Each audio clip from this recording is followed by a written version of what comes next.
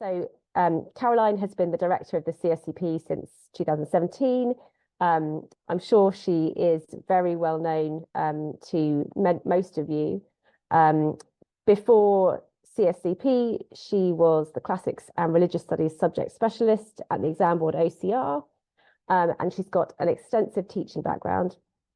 And we've also got Lisa with us, who again is probably well known to many of you.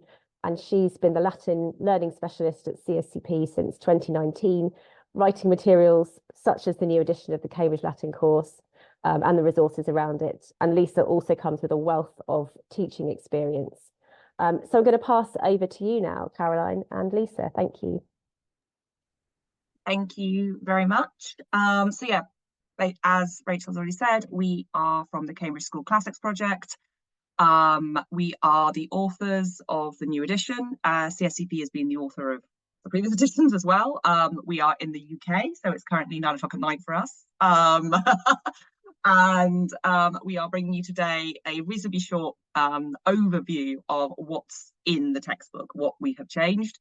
Because of the breadth of the changes, what we're going to do today is essentially be fairly light touch, so you can get a really good sense of the summary. But then we are, in subsequent sessions, going to dive a bit deeper into certain elements. So please be aware that you might think, oh, I'd like to know more about that, and they didn't say anything else. That's because, yeah, we're aware of your time. We want to respect that. But yeah, there will be other sessions that you may find your questions are answered in. So just to start off with this wonderful, incredibly bright pink on this occasion, disclaimer that I think Lisa wrote on one of her presentations a few years ago, and we have started using for everything. We essentially have done a lot of work on this new edition, and we've been working on editions of the new North American edition and the new UK edition, which it's closely related to, since I think we started looking at it in 2018. So we cannot cover everything we've thought about, everything we've done, every change we've made, even if we sat with you for the next 4 hours. So please do be aware that there are ways in which we can be contacted, or you can put questions to CUP&A. But please don't think that this is the full scope of everything that we have thought about and all of the changes we've made. We simply couldn't fit all of that in. Okay, and I think with that, I'm going to hand over to Lisa. So, hello. So what the plan is to take you through a sort of whistle-stop tour of what's in a stage, basically, in the 6th edition, and some of the changes, some of the treats that are inside the new edition for you. If anybody has any questions, please do ask them, please do put them in. And I think my guiding principle for what is in this presentation, the parts that I've put together, has been, what would I be interested in hearing about? So please feel free to ask about things that I haven't mentioned, because to some extent this is a personal curation of things. So mainly going to be using Unit 2 as an example here, simply because it shows some of the changes that are bigger. Because Unit 1 is so beloved, there's a lot of changes in Unit 1, but they are often tweaks, little things here and there. Unit 2 is where we start to see the bigger changes. So focal point Unit 2, and to some extent the later stories as well in here. So we're going to dive in to what's in a stage. Thank you. So the stages will all still begin with that wonderful stimulus image at the beginning, followed by the model sentences inside. Now, the model sentences, the main areas for consideration that we were looking at was, is the content still what we want? Does it do the job for you and in the classroom and for your students? Can we improve upon the layout and the images as well? So hopefully these are the things that you are going to see as well when you open up the book. The content has been adapted in line with our understandings of the ancient world. So you may notice some of the illustrations are a little bit different from usual or entirely new. And also the priorities of the new edition, which we're going to go into in the subsequent sessions, what all these priorities are. So were there. Also, one of the things that we want to do is amplify a range of voices and perspectives from the very beginning in each stage, and show that there are going to be a range of people's lives explored in each of these stories as we go through the stage. So the priorities, however, are clarity around language presentation, and making sure that our students can follow in a well-supported way with these images what the new feature is, and start to intuit or how to translate it and create some hypotheses around what is happening with it. Okay, next slide. Thank you. Something I have no doubt that everyone will be interested in is the narratives. And yes, we have substantially changed a lot of the narratives. The overarching plot, don't worry, remains the same. We're essentially following Quintus and the story of Quintus and his intersection with the world of Salvius throughout the books. But we now have a much bigger cast offering different perspectives on the Roman world. And so many of the stories have changed in order to give that new perspective. So for example, in book 2, we'll find much more of rather than the Romans looking at the Britons looking back. And we will hear their words as they look back at the Romans. The stories have also been slightly edited, and this is something you may or may not notice a huge amount in your classrooms. Hopefully you won't notice it a huge amount, actually. This is hopefully some of the subtler things that just make life a bit easier. We've checked our story lengths. We've made sure that things are manageable. We have inserted additional paragraphing where we thought it was getting slightly complicated for students to navigate around a page and to see where new chunks are beginning, and just breaking up that wall of text feel that we know was in some of the stories. I know from teaching them that there was a wall of text about some of them that could be a little bit off-putting for some of our students. We've also looked at the glossing and looked at how we are particularly supporting students tactically with the glossing particular words and phrases. And also a change that you'll notice between units 1 and 2 is that unit 1 style glossing feeds into unit 2 now across the transition. So while those stories are getting a little bit more challenging, the sentences are getting longer, the characters are new to them, we're going to continue to support them with unit 1 style glossing while they get used to that change.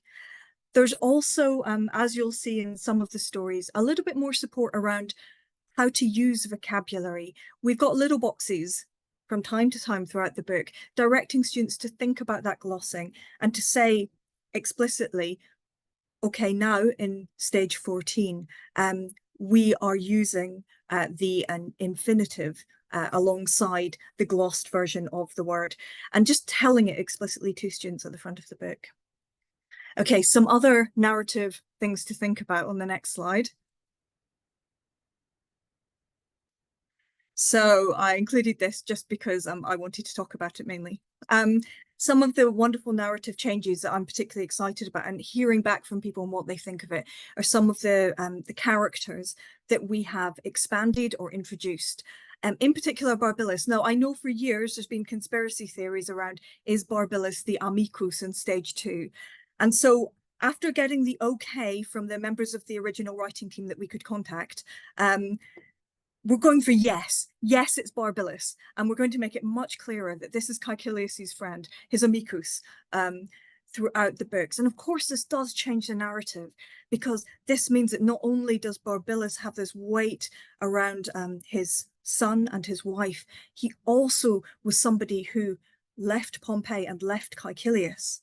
So when he takes Quintus and also Lucia under his wing in book 2, is a much more emotionally significant moment, a weighty moment. This is a man who is trying to, I suppose, put some of his ghosts to rest in book 2. And that brings me on neatly to Lucia, who is now, for those of you who aren't using the 5th edition, this is Quintus's sister, Caecilius and Metella's daughter, who is going to be making her way across the Roman world in a different way from Quintus. She will be staying with Barbilus and then heading to Rome after the death of Barbilus. Oh no, spoilers. But this is someone who has to navigate the world in a very different way and who has dealt with her fair share of traumatic events. And to some extent, she's retreated into the world of books, mythology, reading, and isn't necessarily quite prepared for when she encounters Salvius, who is a little bit more hard-nosed, I think it's fair to say.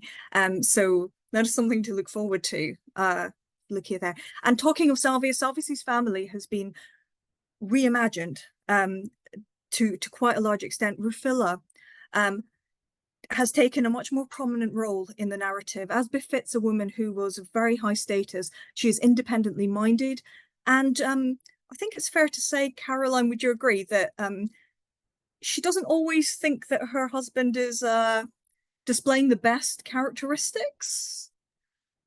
I'll go with that. I think that's beautifully put. Yes. Rufilla certainly has her own mind about things, and we'll see how important that is to the narrative, because in actual fact, through some very subtle, very small events which snowball, Rufilla is probably a big catalyst for the ending of the whole narrative arc. I'm trying to tease her without giving away too much on this one.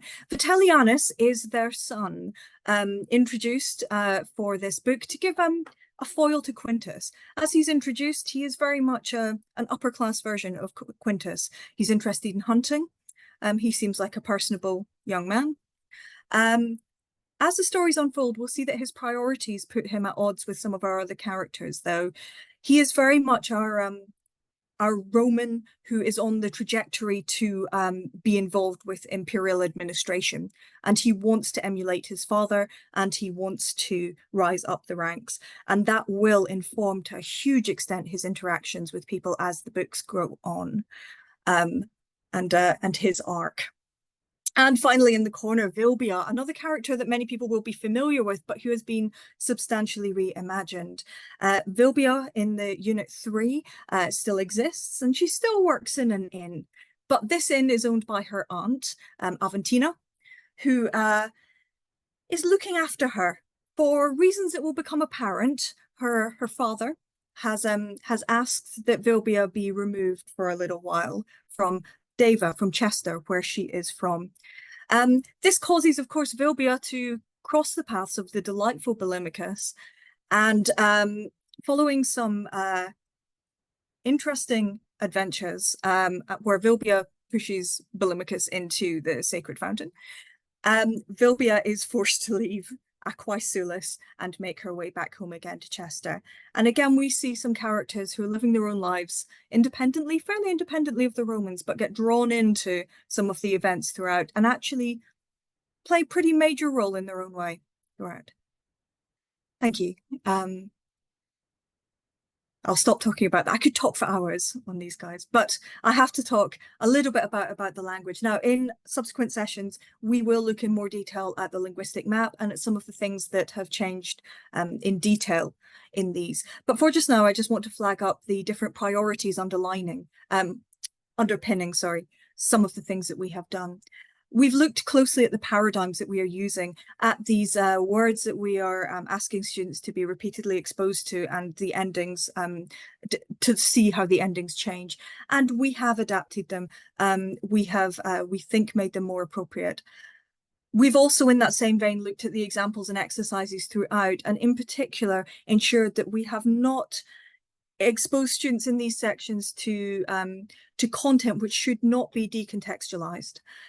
So we will have sentences which are a lot more neutral in tone, and sentences and aspects of Roman life which require discussion and which require greater engagement have been removed from the linguistic exercises and put into the narratives so that they can have that room and that space to be fully dealt with in a classroom, rather than coexist with this material. Also, something that features here and in other aspects is looking at how we can encourage students to become independent learners through simply giving them the tools to become independent. For example, here, the call-out box in the about the language, showing students that if they're not sure about the terminology, nominative and accusative, they can look it up. And here it is. Off you go. Thank you. And continuing on the language side, I'm really going to skim through these ones, I'm afraid, because they are coming back in the language section. But the practicing the language is a new section at the end of each of the stages now. So the exercises have been moved and reimagined.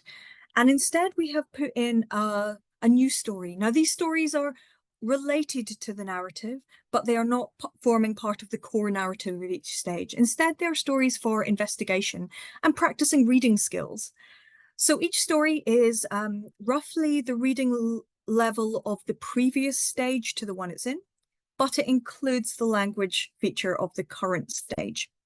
So this is a stage 15 story. It's roughly the stage 14 language, but with some of the features from stage 15 brought in, accompanied by comprehension questions, language questions, and contextual questions for looking at the story in the context of the Roman world. And these are all designed to ask students to take a step back from what they're reading and remember that this is a story and that the characters in the world in which it is taking place can be something to look at and observe and think about as you're reading, and indeed must be as we read. So those questions in Explore the Language and Explore Further follow a set pattern, and these will be available in the teacher manual as, you know, the framework for how the questions are developing. But for each, there is a skill set that is being built upon across here. So Explore the Language, students move from in Unit 1, simply acquiring the skills to talk about language, to by the time that they're working in Unit 3, exploring language choices in much more depth and why authors or writers might be making specific choices. And with the Explore Further, we're taking a step further again. So students are asked in Unit 1 to look at a story in terms of the people taking part in the narrative and the context in which it's taking place. And then by Unit 3, they're being asked about who's not there and why might their voice be missing if we don't actively look to put it back in. So we're very much looking at the fact that these are fictional stories, it's historical fiction, and that choices have been made along the way, and what are we learning from those. Thank you.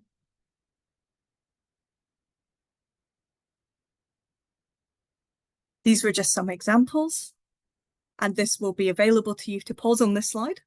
Thank you. Because finally, reviewing the language. Now, these are the old practicing the language style exercises that used to bookend a stage. Now they've been moved to the end of the book so that they are decoupled to some extent from the stage itself. This is again in line with this idea of consolidation and independent progression. So students, when they are ready to consolidate stage 15, can turn to stage 15. They may not be ready to consolidate stage 15 until they're in stage 17. This is all about appropriate for the individual student. And again, this independence, you'll notice that they have now titles and numbers next to them alongside that extra help for students. This is all about enabling students to take control of their own learning, to flick back to infinitives 1 if they're finding infinitives 2 challenging, and being able to review their own work for themselves as they go along.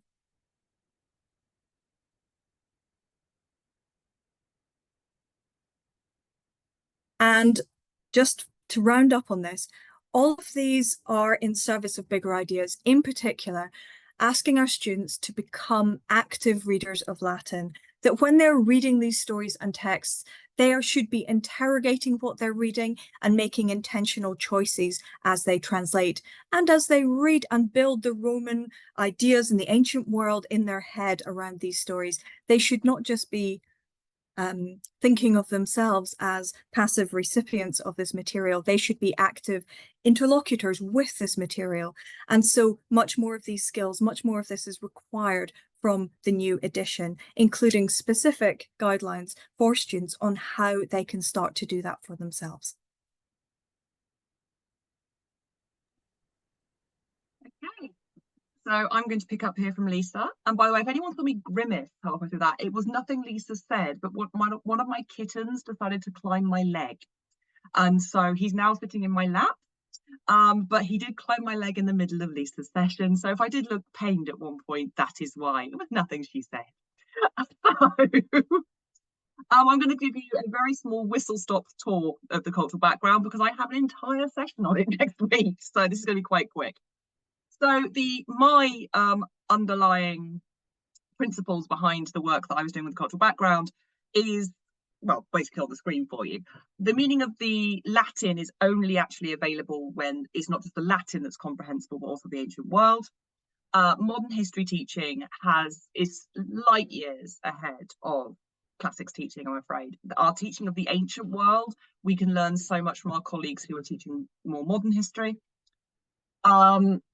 Learning about the ancient world, as we all know, involves a combination of linguistic and non-linguistic learning. The two things cannot be decoupled, and neither can you do one without the other, really, if you're going to do them really, really deeply and effectively. And also, frankly, these days, teachers are really, really busy, and the textbook needs to do more of the lifting than it used to.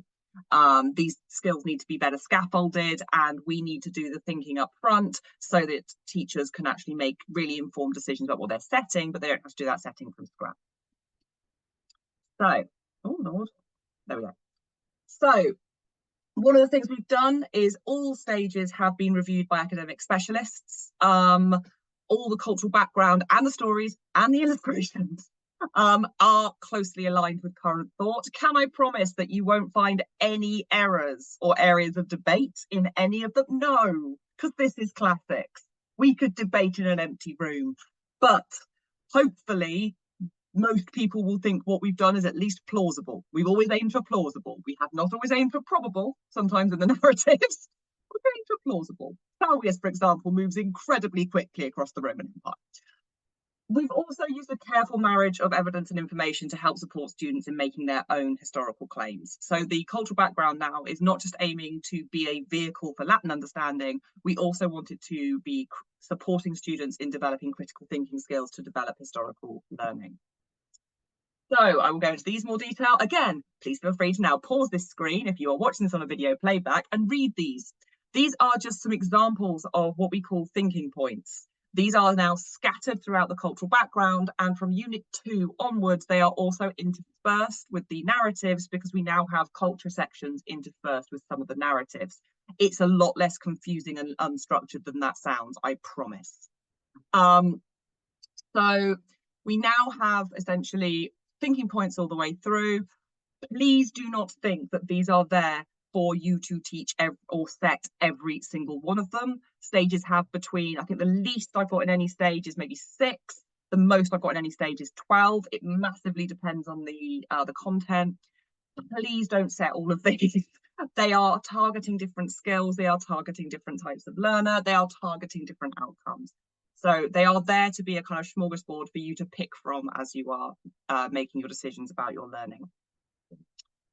There is also the investigate question. I'm aware it says inquiry on this page. It's because these two stills have been taken from the UK edition because I am an idiot and I didn't spot that. So in the UK, we call this kind of question an inquiry question, hence the fact that it's on the picture. In the US, you guys don't use this term in the same way, especially not pedagogically. So they are called the investigation, or I quite enjoy the kind of dynamism of just investigate. But essentially, these are bigger questions which sit at the beginning of each cultural section. Stories can also be used to frame into these and to flow into these and create as well. But they also come with scaffolding towards the end. Please do not, again, think of these as essay questions. They're not. I mean, you can do essays. That would be fine if you want to assess your students' ability to do long form writing. But we would encourage you, and the teacher guidance will encourage you to think of more creative ways to target these particular investigations. Again, we'll talk about this next week. And finally, we have the talking culture. Some parts of the cultural background are now brought to life by characters from the book, or in the case of stage 12, where it wasn't really appropriate to have a character talking to you.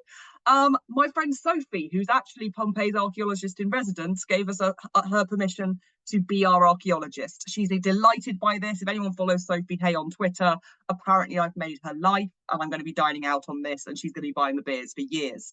But essentially, some of the characters now talk to the students to create that link between the cultural background and the stories, and to create that dynamism and to create that idea that this is sort of something that is all woven together, and their knowledge in the cultural section should be informing their reading. As the course progresses, so in book 1, the talking heads are all characters, or in Sophie's case, Sophie. But when we get into book 2, they begin to be interspersed with sources. This does mean that I had the wonderful job of giving an artist brief for what I think Pliny looks like. Really enjoyed that. My favourite is actually Philo of Alexandria, who I haven't put on this slide. I'm devastated, I should have done that.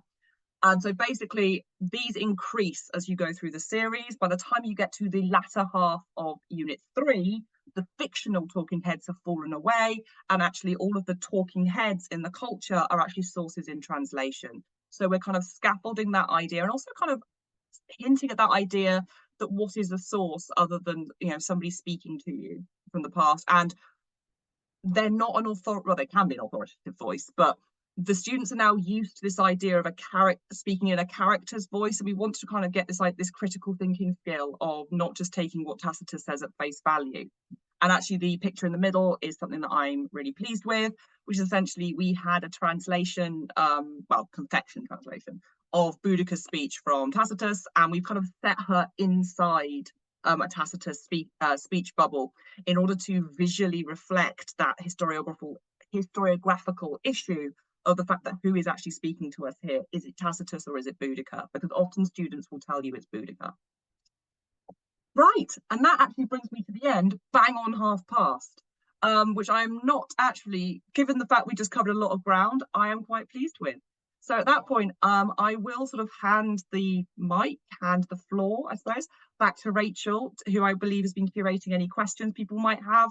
I'm aware that some of you may need to rush off because obviously we've hit the end point. If you are one of those people, then thank you so much for your attention, assuming we've had it all the way through this session. And we hope that if you want to come and hear more about any of these areas, you'll join us at future webinars. So I will hand over to Rachel to see if there's any questions. Thank you, Caroline. Thank you, Lisa, for getting all of that into 30 minutes. Really not an easy feat. Thank you. So yeah, at this point, we can take questions for those of you who don't have to disappear. So use the Q&A box to add in your questions. We haven't got any open questions at the moment, but we'll give everyone just a moment to think through what they would like to know more about.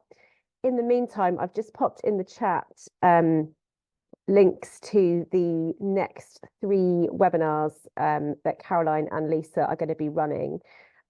So we have Investigating the Culture material next week, Classics for All on the 7th of November, and Language Matters on the 19th of November. So there is still time to sign up for those if you are able to join us. Caroline and Lisa, I think that you have given a very thorough whistle-stop presentation. We haven't got any questions, so I'm going to take that as a good sign. But of course, if anyone does have any questions about what's new in the textbooks or anything else, then you can always email cecilius@cambridge.org, and I'm going to put that contact in the chat as well. Okay, we have had a question just in time. Okay, will there be any worksheets available that are not on the computer, or is everything on the site now? I can probably answer that one, unless Caroline, Lisa, you have anything specific to add. I mean, I'd probably say the same thing as you, which my understanding is they'll be accessed via the digital ancillary package, but obviously that doesn't stop people from downloading and printing them. So like, just, yeah, the same as the old work, but no, there won't be a print. Well, what my understanding is there won't be a print worksheet masters, which used to exist. But it's the same product, it's just digital and you can print them out, I think. I don't know if you would add a thing to that, but no, perfectly put.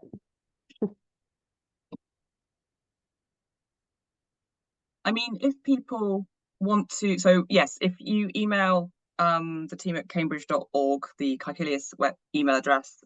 They will, if you have specifically all 3 questions, obviously we don't work, like we're not on that email, but if you email it, it will come. Like the guys at Cambridge are really good about passing things through to us. We do actually talk to them.